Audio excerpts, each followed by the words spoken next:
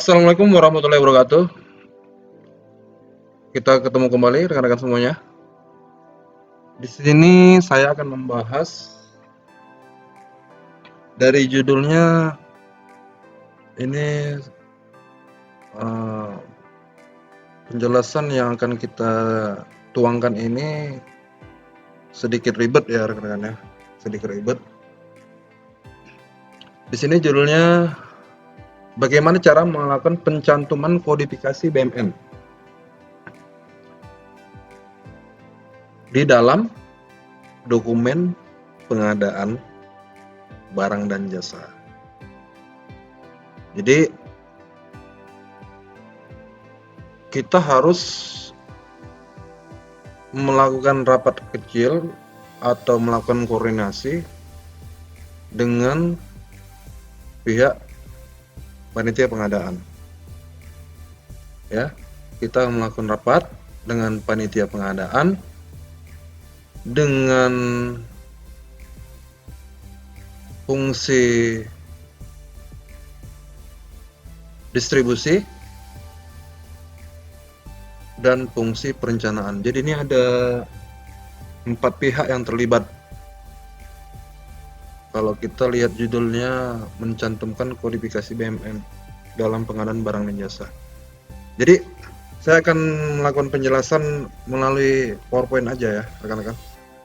Saya akan jelaskan melalui PowerPoint. Saya buat judulnya pencantuman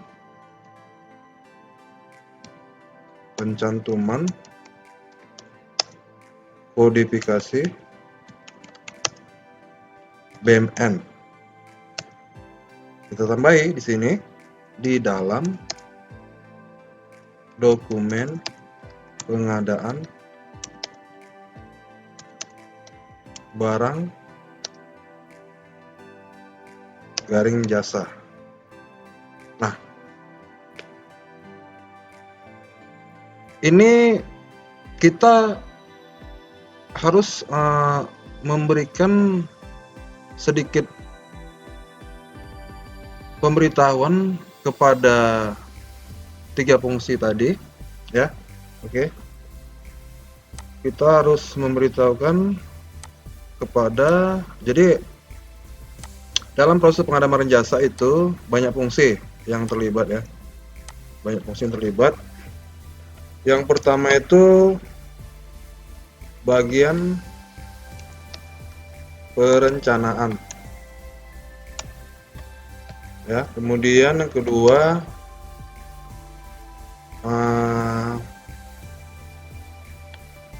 pejabat pembuat komitmen, kemudian yang ketiga pokja pemilihan. Oke, bentar. Kemudian keempat, pejabat pengadaan. Oke. Ini saya besarkan sebentar.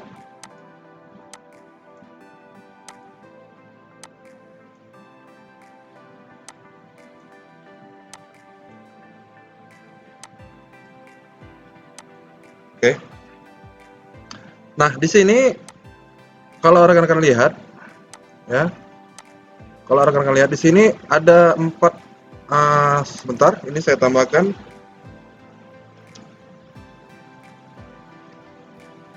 Kuasa pengguna anggaran atau yang disingkat KPA. Oke. Ini disingkat Pokja. Oke. Nah, kita harus melakukan koordinasi dengan 5 pejabat ini ya. Kita harus memberitahukan kepada 5 fungsi atau 5 pejabat ini dalam hal bagaimana kita harus melakukan pencantuman kodifikasi BMN dalam pengadaan barang jasa. Kan Karena kalau tanpa kita melakukan pemberitahuan kepada 5 pihak ini, tentunya kita dalam melakukan pencantuman itu tidak akan terwujud. Jadi rekan-rekan dapat pahami, dalam melakukan pencantuman kodifikasi dalam dokumen pengadaan barang jasa, tanpa adanya koordinasi dengan kelima pihak ini, pencantuman kodifikasi tersebut tidak akan terwujud. Nah, tentunya kita akan melakukan kerja keras.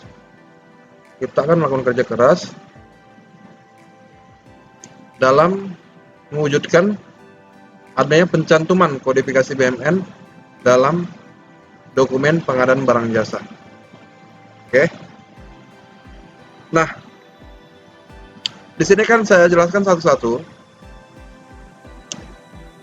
Di bagian perencanaan, ya, bagian perencanaan ini melekat kepada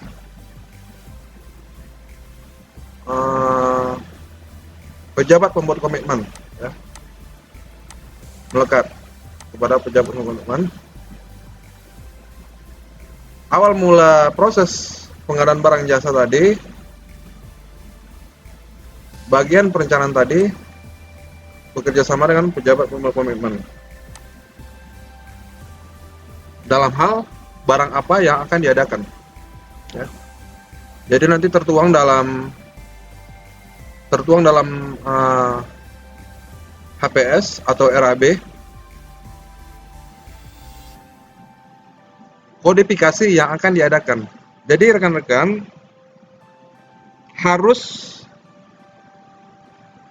memberikan, jadi rekan-rekan masuk ke SIMA, ya. Rekan-rekan masuk ke SIMA BMN harus memberikan tabel kodifikasi yang ada pada SIMA BMN, ya, seperti ini.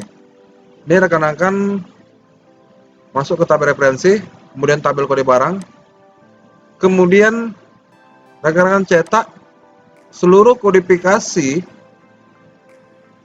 ya, seluruh kodifikasi yang ada di aplikasi SIMA. Ini ada berapa lembar, ya? Sekitar 230 lembar, ya. Ini rekan-rekan bisa lihat halaman 230 lembar. Ini harus rekan-rekan rapatkan dengan pejabat terkait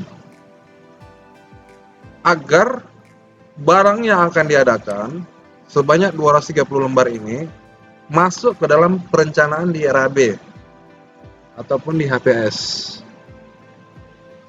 Oke, masuk ke dalam perencanaan di RAB ataupun di HPS. Kode barang inilah yang harus kita cantumkan di dalam RAB, ya. Di sini ada kode barang, di sini ada nama barang, ya. Contoh, kita ambil contoh pengadaan PC unit, ya. Nah, di sini ada PC unit.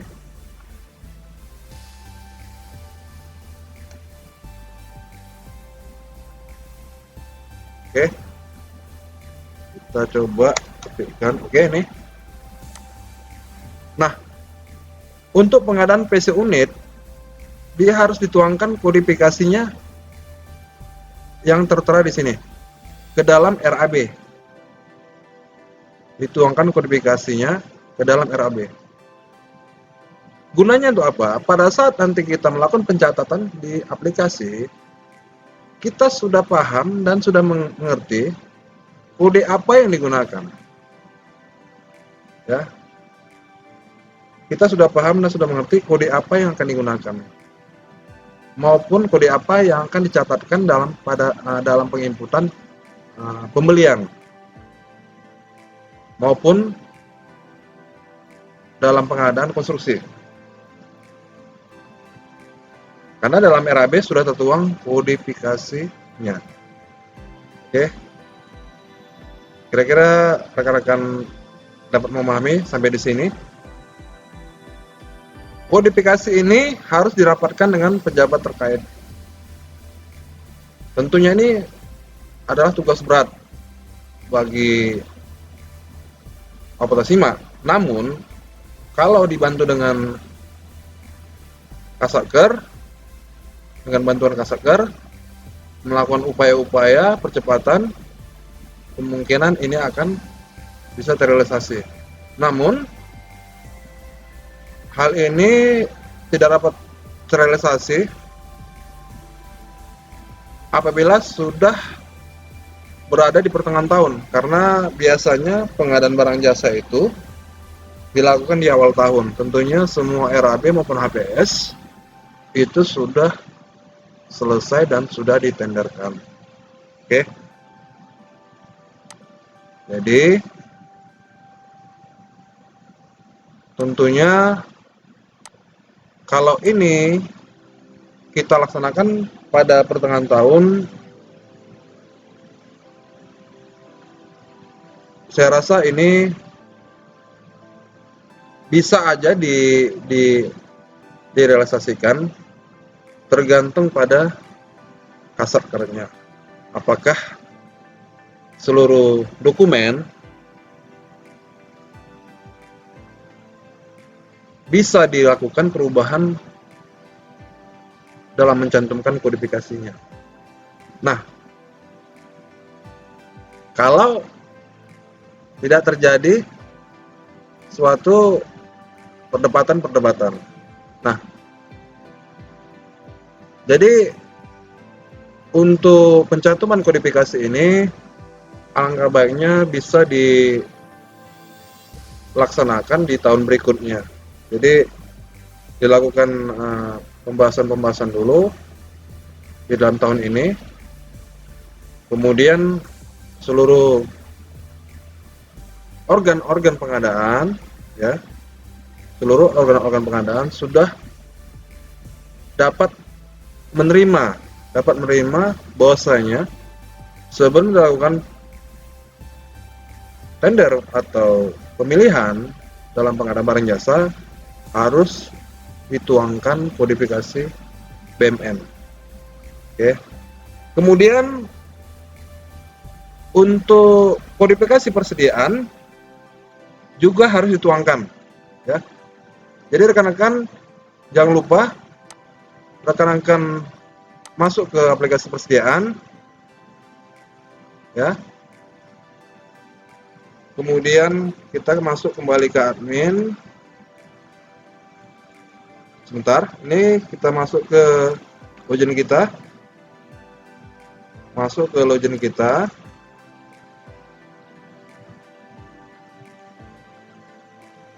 Kemudian kita masuk referensi, kemudian kita cari tabel subkelompok barang, ya.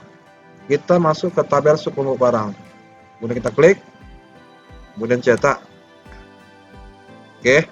Nah, kodifikasi untuk kategori barang persediaan atau dalam bahasa pengadaan itu belanja barang, ya.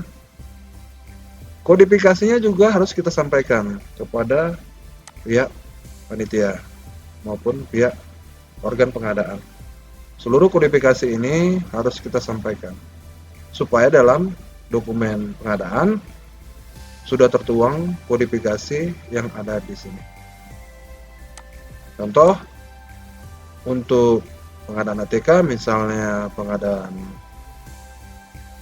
kertas, ya, kita cari di sini kertas. Nah, untuk kertas HPS A4 atau M4 kodenya seperti ini. Jadi dalam dokumen pengadaan ATK harus menuangkan kodifikasi ini dalam RAB, dalam kontrak maupun dalam SPPM. Jadi di sini ada 3 jenis dokumen, ya, ada 3 jenis dokumen yang harus dimasukkan kodifikasi BMN-nya di dalam RAB sebelum dilakukan tender, kemudian dalam kontrak setelah dilakukan tender, kemudian di dalam SPPM setelah barang itu akan didistribusikan, ya. Jadi ada 3 dokumen. Oke. Semoga rekan-rekan dapat paham dengan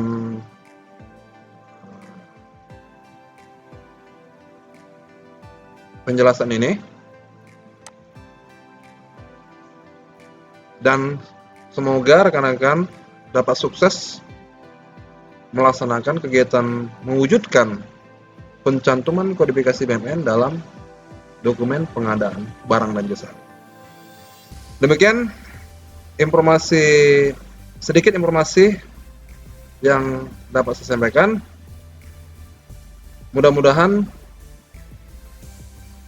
tugas berat kita ini dapat terwujud dan dapat terrealisasi. Itu saja yang bisa dapat saya sampaikan kepada rekan-rekan. Saya sudahi dengan wabil taufiq wal hidayah. Wassalamualaikum warahmatullahi taala wabarakatuh. Sampai jumpa.